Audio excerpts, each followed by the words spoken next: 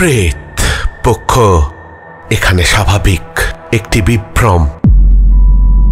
সকলকে স্বাগত জানাচ্ছি প্রেতপক্ষের ১৯৮ নম্বর এপিসোডে। আশা করি তোমরা সকলে সুস্থ আছো, ভালো আছো। আর আজকে মঙ্গলবার রাত 10টা বেজে গেছে। তোমরা সকলে হেডফোন কানে লাগিয়ে প্রস্তুত হয়ে গেছো ভয় পাওয়ার জন্যে। যা গরম পড়েছে তাতে তোমরা কজন সুস্থ আছো সেটা অবশ্যই কমেন্ট করে জানিও। কিন্তু সত্যি এত গরম, তবে আমাদের দৈনন্দিন কাজ করে যেতে হবে, আমাদের সুস্থ থাকতে হবে। আমার এই পরিবারের মধ্যে যে বন্ধুদের বাইরে ঘুরে কাজ, তাদেরকে বলতে চাই তারা যেন জল সবসময় সঙ্গে রাখো, কেননা গরমে বাইরে থাকলে ডিহাইড্রেশন হবে এবং ঠিকঠাক ভাবে যদি জল আমরা খাই তাহলে সেই ডিহাইড্রেশন থেকে বাঁচতে পারি। তবে আমরা গরমের দেশেই জন্মেছি, আমরা গরমটাকে মানিয়েই নেব এই আশা রেখে শুরু করছি আজকের এপিসোড। আজকের প্রথম ঘটনা পাঠিয়েছে সুজাতা পাল লেক টাউন থেকে, আর দ্বিতীয় ঘটনা পাঠিয়েছে চৈতালি সর্দার। চৈতালি আমাদের আগেও ঘটনা পাঠিয়েছিল, সেটা তোমরা অবশ্যই জানো। আর সুজাতা পালের যে প্রথম ঘটনাটা তোমাদেরকে পড়ে শোনাবো, সেও কিন্তু চৈতালিরই দিদি, যার ঘটনা চৈতালি আমাদেরকে পাঠিয়েছিল। আর সেই ঘটনা আমি ১৯৪ নম্বর এপিসোডে অলরেডি শুনিয়ে দিয়েছি, তাই বেশি কথা বাড়িয়ে আর লাভ নেই। সরাসরি চলে যাচ্ছি আজকের প্রেতপক্ষের ১৯৮ নম্বর এপিসোডের প্রথম ঘটনায়। রাজ, তুমি কেমন আছো? আশা করছি ভালো আছো। আমি সুজাতা পাল লেক টাউন থেকে বলছি। এর আগের দিন আমার বোন চৈতালি সর্দারকে দিয়ে একটা ঘটনা পাঠিয়েছিলাম, আর সেই ঘটনা ও তোমাকে লিখে পাঠিয়েছিল। ১৯৪ নম্বর এপিসোডে সেই ঘটনা তুমি শুনিয়েছিলে, আমি খুব খুশি হয়েছি। এটা আমার দাদুর সঙ্গে ঘটে যাওয়া ঘটনা আমি লিখে পাঠাচ্ছি আমার বাবার জবানিতে। শুরু করছি ঘটনা। বাবা ছোটবেলা থেকেই অত্যন্ত নিরীহ এবং ভালো মানুষ ছিলেন। প্রথমেই বলে রাখি যে আমার বাবারা ৫ ভাই বোন ছিল, কিন্তু আমার দাদু সেইভাবে সংসারের খরচ দিয়ে উঠতে পারত না। সেই কারণে আমার বাবাকে খুব ছোটবেলাতেই কাজে ঢুকে যেতে হয়। বাবা চাকরি পান একটা ছোট সাবান ফ্যাক্টরিতে। প্রায় ২-৩ মাস কাজ করার পর বাবা সেই ফ্যাক্টরির মালিকের প্রিয় পাত্র হয়ে উঠলেন। সেই মালিক বাবাকে খুবই ভালোবাসতো আর বিশ্বাসও করত। একদিন হঠাৎ সেই ফ্যাক্টরির মালিক বাবাকে বলল যে আমার আরেকটা সাবান ফ্যাক্টরি আছে, সেখানে কি একটা অসুবিধে হয়েছে, তাই আমাকে ৩ দিনের জন্য সেইখানে যেতে হবে।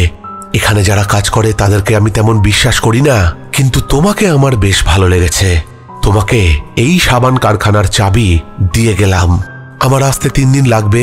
তুমি এই ৩ দিন কারখানা খুলবে, কে কেমন কাজ করছে সেগুলো তো দেখবেই, আর রাতেও এখানে থাকবে। তবে তোমাকে এখানে একা থাকতে হবে না, আমার বাড়ির এক কাজের ছেলে আছে, ওকে বলে দেব ও তোমার সাথে এই কারখানায় এসে থাকবে। এই বলে মালিক চলে যায়। বাবা মালিকের কথা মতো রাতে কারখানাতেই থাকার প্রস্তুতি নিতে থাকে। তিনি রাতে বাড়ি গিয়ে খাবার খেয়ে কারখানায় ফিরে আসে। কিছুক্ষণের মধ্যেই তার মালিকের বাড়ির সেই কাজের লোকটাও কারখানায় এসে তার সাথে মিলিত হয়। রাতে তারা কারখানার মাঝামাঝি দুটো খাটিয়া পেতে শুয়ে পড়ে, কিন্তু রাতের বেলায় তারা দুজনেই একটা পোড়া গন্ধ পেতে থাকে সেই কারখানার ভেতর থেকে। দুজনেই ভয় পেয়ে যায়।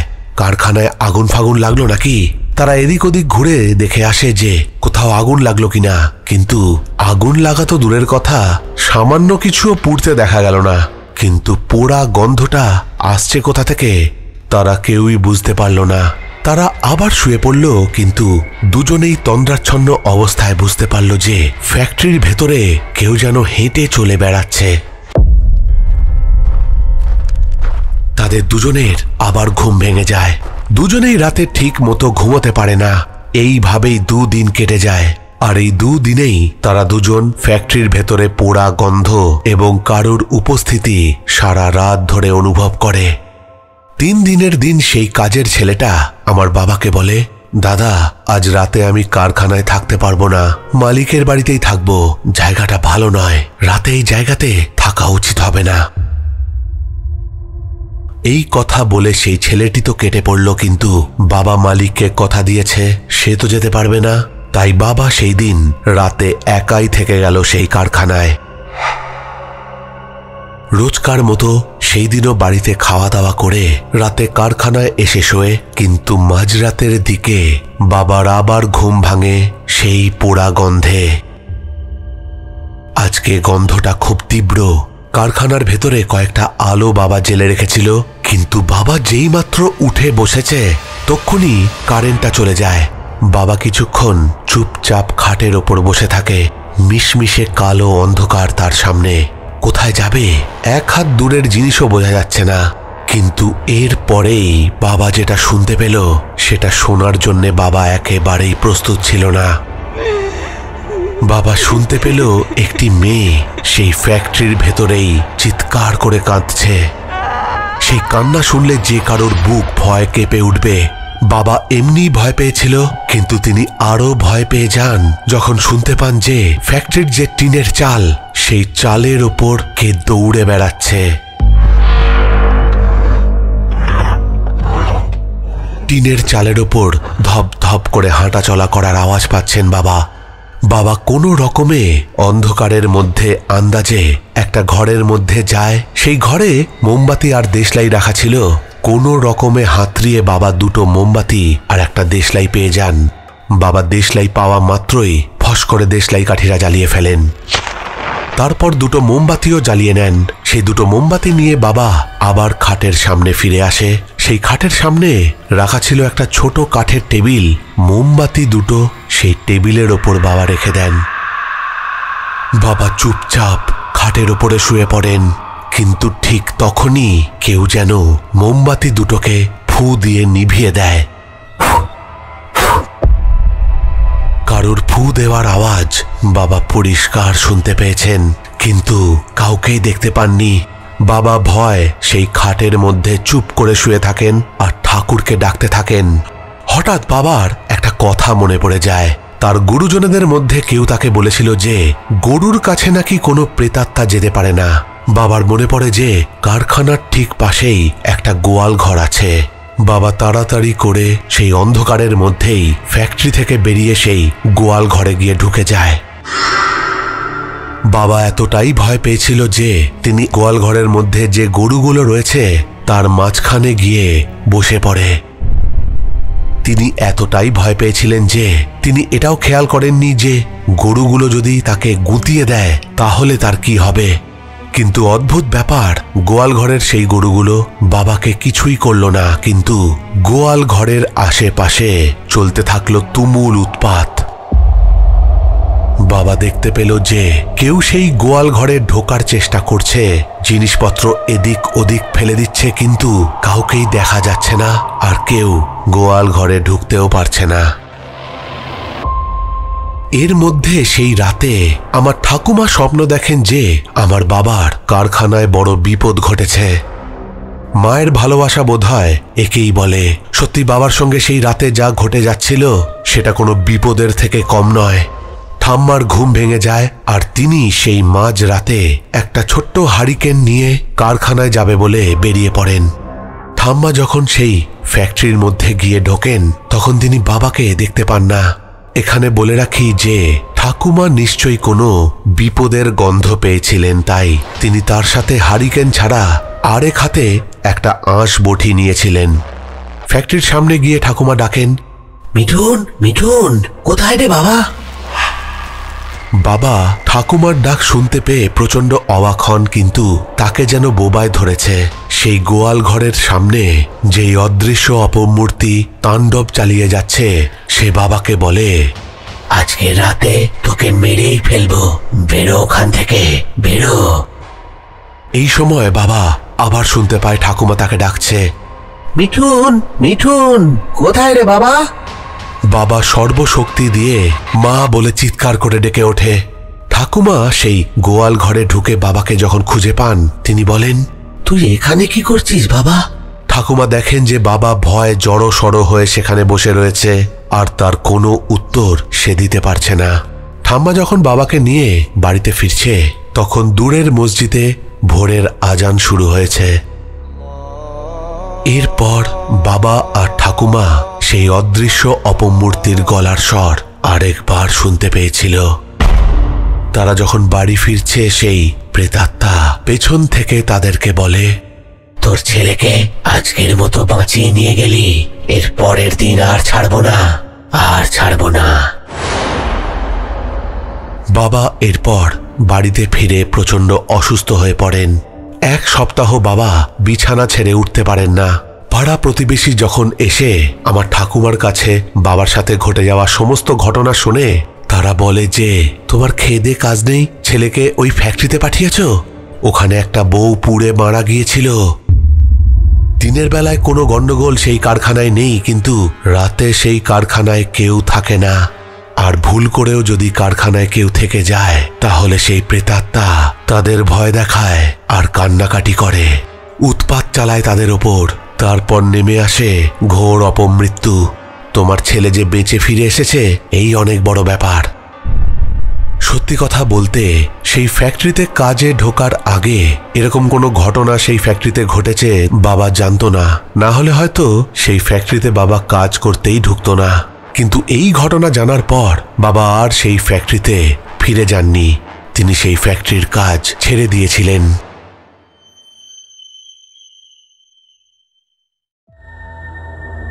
প্রেত পক্ষ এখানে স্বাভাবিক একটি বিভ্রম। তো এই ছিল ঘটনা। আশা করি তোমাদের ভালো লেগেছে। সুজাতা আমাকে আরো লিখেছে যে, রাজদা এটা আমার দাদুর সাথে ঘটে যাওয়া ঘটনা, তোমার ভালো লাগলে তুমি প্রেত পক্ষের কোনো এপিসোডে পড়ে শুনিও। খুব সুন্দর একটা ঘটনা কিন্তু শুনে নিলাম। তোমরা অবশ্যই কমেন্ট করে জানাবে যে তোমাদের কিরকম লাগলো। চলে যাবো আজকের দ্বিতীয় ঘটনায়। দ্বিতীয় ঘটনা পাঠিয়েছে সুজাতারই বোন চৈতালি সর্দার। চৈতালি আমাকে লিখেছে যে, দাদা তোমাকে একটা ঘটনা পাঠিয়েছিল। ও আচ্ছা, আজকে চৈতালি সুজাতার মুখ থেকেই শোনা আরেকটা ঘটনা কিন্তু আমাদেরকে পাঠিয়েছে। তার মানে বলা যেতে পারে যে আজকের দুটো ঘটনাই কিন্তু সুজাতারই, কিন্তু যেহেতু চৈতালি আমাকে লিখে পাঠিয়েছে আমি চৈতালির নামটাই নিলাম। বেশি দেরি করে লাভ নেই, সরাসরি চলে যাচ্ছি আজকের প্রেতপক্ষের 198 নম্বর এপিসোডের দ্বিতীয় ঘটনায়। ঘটনাটি আমার দিদি সুজাতা যেরকম ভাবে আমাকে বলেছে সেইভাবেই আমি লিখছি। আমার জেঠু সিনেমা দেখতে খুব ভালোবাসতো। অনেকদিন আগেকার কথা, জেঠুর তখন জোয়ান বয়স। তখনকার দিনে দোকানপাট তাড়াতাড়ি সব রাতে বন্ধ হয়ে যেত। জেঠু তার দাদা মানে আমার বড় জেঠুকে বলে রেখেছিল যে, আমার জন্য একটু দাঁড়াবি, আমি কাজ থেকে ফিরে একসাথেই বাসে করে ফিরব। কিন্তু এদিকে আমার জেঠু সিনেমা দেখতে চলে যায় আর শো শেষ হতে দেরি হয়, তাই আমার বড় জেঠু বাড়ি চলে আসে। অনেকক্ষণ সে তার ভাইয়ের জন্য অপেক্ষা করে, কিন্তু শেষমেশ অনেক দেরি হচ্ছে দেখে সে বাড়ির দিকে রওনা দেয়।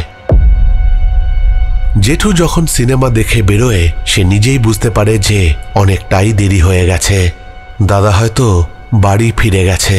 রাত তখন 10টা, কিন্তু মনে হচ্ছে মাঝরাত। জেঠু একাই পথ চলতে আরম্ভ করল।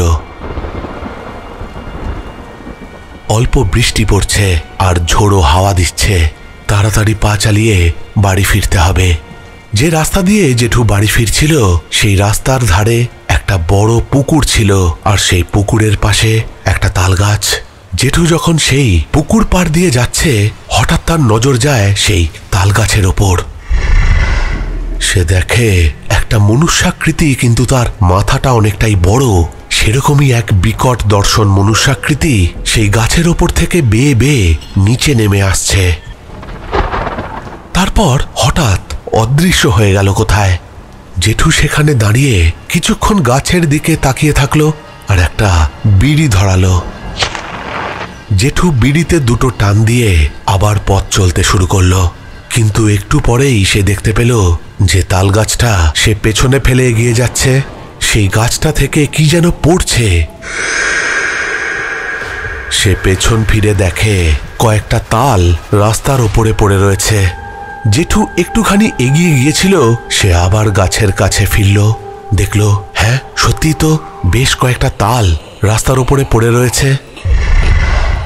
এরপর হঠাৎ জেঠুর নজর যায় আবার সেই গাছের ওপর দিকে, আর সে যেটা দেখে সেটা দেখার জন্যে জেঠু একেবারেই প্রস্তুত ছিল না।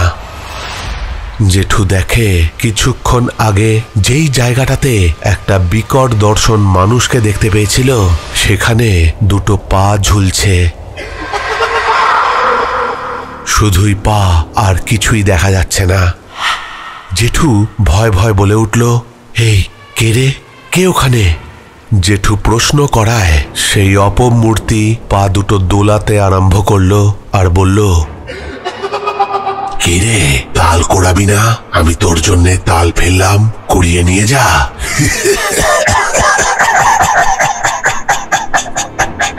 জেঠু বুঝতে পারল যে সেটা আর যাই হোক কোনো মানুষ নয়। দিক বিদিক জ্ঞানশূন্য হয়ে জেঠু ওখান থেকে দৌড় মারল। অনেকটা দূর দৌড়ে আসার পর জেঠু দেখতে পায় যে একটা ল্যাম্পপোস্ট। সেই ল্যাম্পপোস্টের ওপর একটা টিমটিমে আলো জ্বলছে। সেই ল্যাম্পপোস্টটা দেখে জেঠু বুঝতে পারল যে সে তার বাড়ির খুব কাছাকাছি চলে এসেছে। জেঠু এত জোরে দৌড় মেরেছিল যে জেঠু সেই ল্যাম্পপোস্টের কাছে এসে হাঁপাতে থাকে আর পেছনে রাস্তার দিকে তাকিয়ে থাকে, কেউ তার পিছু নিচ্ছে না তো। জেঠু সেই ল্যাম্পপোস্টের সামনে দাঁড়িয়ে একটু জিরিয়ে নেয় আর তারপর আবার একটা বিড়ি বার করে ধরায়। জেঠু বিড়িটা ধরিয়ে সেই ল্যাম্পপোস্টের দিকে যখন তাকালো, দেখতে পেল সেখানে কেউ নেই ঠিকই, কিন্তু তলার দিকে তাকাতেই সে দেখতে পেল এক জোড়া পা সেই ল্যাম্পপোস্টে হেলান দিয়ে দাঁড়িয়ে রয়েছে।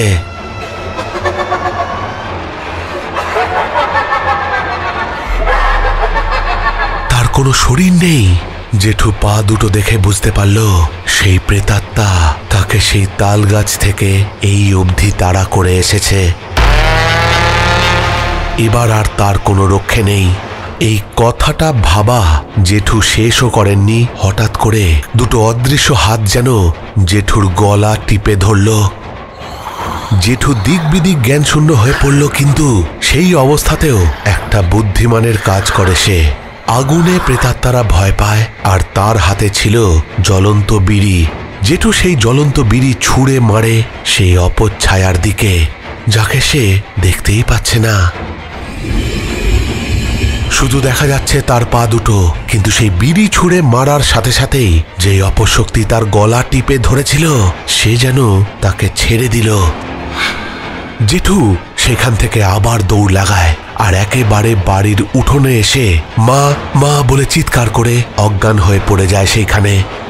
ঠাকুমা জেঠুর চিৎকারের আওয়াজ শুনে উঠোনে এসে দেখে জেঠু অজ্ঞান হয়ে উঠোনের ওপর পড়ে রয়েছে। ঠাকুমা জল দিয়ে জেঠুর জ্ঞান ফেরান। জেঠুর সম্বিত ফিরতে সে ঠাকুমাকে সমস্ত ঘটনা খুলে বলে। ঠাকুমা জেঠুকে জানায় যে সেই তাল গাছটির তলায় একটি ভিখারি কলেরায় মারা গিয়েছিল বেশ কিছুদিন আগে।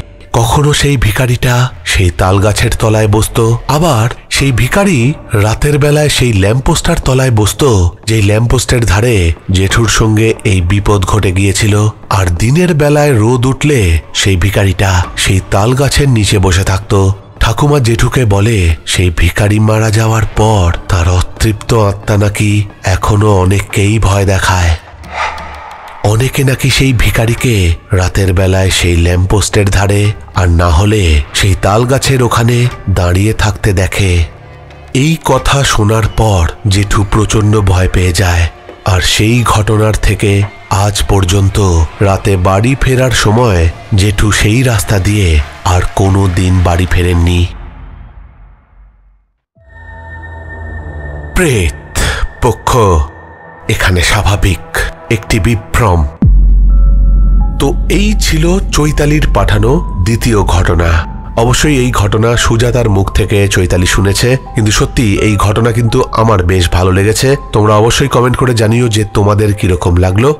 আর একটা কথা যেতে যেতে আবার মনে করিয়ে দিই যে আমাদের সামনেই আসছে স্পেশাল 200 নম্বর এপিসোড। সেই এপিসোডে যদি তোমরা ঘটনা পাঠাতে চাও তাহলে কিন্তু এবার ঝটপট কিন্তু ঘটনা পাঠাতে হবে আমাকে, কেননা হয়তো এপিসোড বড় হতে চলেছে, অনেকগুলো ঘটনা থাকবে কি না আমি এখনো বলে উঠতে পারবো না। এরকমও হতে পারে যে দুটো ভালো ঘটনা থাকলো, আর যদি ইতিমধ্যে ভালো কোনো ঘটনা চলে আসে তাহলে এরকম হতেই পারে যে দুটোর বেশি ঘটনাও কিন্তু সেই এপিসোডে থাকলো। তাই তোমরা ঝটপট আমাকে ঘটনা পাঠাও। ঘটনা পাঠাতে হবে কোথায়? আমাদের অফিসিয়াল ইমেল আইডি pretpokho@gmail.com-এ ঘটনা পাঠিয়ে দিতে পারো আমাদের হোয়াটসঅ্যাপ নাম্বারে 9432129921। সেখানে তোমরা ঘটনা টেক্সট বা ভয়েস করে পাঠিয়ে দিতে পারো। তবে যদি তোমরা 200 নম্বর এপিসোডের জন্য আমাকে ঘটনা পাঠাও তাহলে আমি রিকোয়েস্ট করব যে ভয়েসে নয় লিখে ঘটনা পাঠাও, তাহলে আমার সুবিধা হবে। ইন জেনারেলি তোমরা ঘটনা টেক্সট বা ভয়েস করে পাঠাতেই পারো। ঘটনা পাঠিয়ে দিতে পারো আমাদের হোয়াটসঅ্যাপ চ্যানেলে। সমস্ত লিঙ্ক তোমরা পেয়ে যাবে ডেসক্রিপশন বক্সে। যারা ফেসবুক সাবি তাদের জন্য আমাদের প্রেতপক্ষের ফেসবুক পেজ ইনবক্স তো রয়েছে। তোমরা বেশি দেরি না করে ঝটপট আমাকে ঘটনা পাঠিয়ে দাও। চলে যাবো আজকের শাউট আউটের দিকে। সুমিত্রা পট্টনায়ক লিখেছে, আমি দুবার করে শুনলাম ঘটনা দুটো, অসাধারণ ঘটনা, আরো শুনতে চাই এমন ঘটনা। সত্যি প্রেতপক্ষ যতদিন যাচ্ছে ততই ডিফারেন্ট টাইপের ঘটনা ভরে উঠছে। বিকাশ ব্যানার্জি লিখেছে, অপূর্ব অপূর্ব দুটো ঘটনারই জবাব নেই, গো আহেড রাজদা। সঙ্গীতা দেবনাথ লিখেছে, দুটো ঘটনাই অসাধারণ দাদা, আর সাধু বাবার কণ্ঠটা দারুণ করেছো, বেশ ভারী কণ্ঠ, সব মিলিয়ে আউটস্ট্যান্ডিং। জিনিয়া সিং লিখেছে, true love never dies, loving the soul the person not the body, অপূর্ব ইনসিডেন্ট। বাবাই দাস লিখেছে, দুটো ঘটনাই অসাধারণ ছিল, তবে তারাপীঠ মহা শ্মশানের ঘটনা আমাকে বেশি আকৃষ্ট করেছে রাজদা, অনেক দেরি হয়ে গেল শুনতে। ঈশান দাস লিখেছে, দুটো গল্প খুব সুন্দর, আর প্রথম গল্পটা খুব বেদনাদায়ক ঘটনা। ফাল্গুনী রয় লিখেছে, দাদা প্রথম ঘটনাটা খুব দুঃখ কষ্টের ছিল, আর দ্বিতীয় ঘটনাটাও খুব মারাত্মক ভয়ের ছিল, আর তুমি আর তোমার লাভলি ভয়েস তো জাস্ট লাভ। অনন্যা বিশ্বাস লিখেছে, শুভ নববর্ষ, প্রথম ঘটনাটি ভয়ের থেকে বেশি দুঃখ লেগেছে, দ্বিতীয় ঘটনাটিও ভালো লাগলো। জয়া বণিক লিখেছে, শুভ নববর্ষ দাদা, নতুন বছর খুব ভালো কাটুক তোমার আর প্রেতপক্ষ পরিবারের সকল সদস্যদের। সোমা চক্রবর্তী লিখেছে, সত্যি অপূর্ব ঘটনা। প্রতনু ব্যানার্জি লিখেছে, এক্সেলেন্ট, অসম, মার্ভেলাস, এক্সট্রাঅর্ডিনারি, থ্রিলিং, আনপ্যারালালড। নন্দিনী দে লিখেছে, অপেক্ষার আর মাত্র কয়েকটা এপিসোড, 200তম এপিসোডের জন্য অনেক এক্সাইটেড, আজকের ঘটনা তোমার কণ্ঠে অসাধারণ লাগলো। প্রসেনজিৎ দা 5332 লিখেছে, শুভ নববর্ষ দাদা, প্রথম ঘটনা মন ছুঁয়ে যাওয়ার মতো, সত্যি কিছু মানুষ না থেকেও রয়ে যায় আজীবন, আর ভালোবাসার মানুষদের কাছে ভৌতিক না হলেও এইরকম ঘটনা বারবার শুনতে চাই দাদা। তুমি ভালো আছো তো দাদা? পয়লা বৈশাখের দিন কেমন কাটলো? আমার খুবই ভালো কেটেছে, আর আশা করছি তোমাদেরও পয়লা বৈশাখ খুব ভালো কেটেছে। ইসমাইল কমেডি লিখেছে, দাদা অনেকদিন পর এমন একটা ঘটনা শুনছি। শয়তান বাচ্চা লিখেছে, তোমার কণ্ঠে ঘটনাগুলো খুব অসাধারণ লাগে দাদা। গীতা গোস্বামী লিখেছে, ভাই এই ঘটনা এত ভালো লেগেছে যে আমি দুবার ধরে শুনলাম। পারভেজ শেখ লিখেছে, দাদা আমি তোমার ওল্ড ফ্যান, সৌদি আরবিয়া থেকে শুনছি। সমীরণ মজুমদার লিখেছে, আমি তারাপীঠ 2018 গিয়েছিলাম, আর ওই শ্মশান ঘাটও দেখেছিলাম। সুরাজ ধানুকি লিখেছে, অনেক দিনের ইচ্ছা ছিল তারাপীঠের ঘটনা শোনার, আজ অনেকদিন পর পেয়েছি। আমি ঘটনা শুনতে চললাম দাদা, একটা কথাই বলবো, তুমি খুব খুব ভালো থাকো, আর আমাদের এমন করে ঘটনা শোনাতে থাকো। তো এই ছিল শাউট আউট পর্ব। এই সবকটা কমেন্টই এসছে সুনসান তারাপীঠ শ্মশানের অলৌকিক ঘটনা, ক্যান্সারে মৃত প্রেমিকাকে বিয়ে করার পর, প্রেতপক্ষের 196 নম্বর এপিসোডকে উদ্দেশ্য করে। তাহলে আজকের মতো এখানেই শেষ করছি। ফিরে আসবো পরের সপ্তাহে নতুন কোনো ঘটনা নিয়ে। ততক্ষণের জন্য তোমরা সকলে ভালো থেকো। Love you all.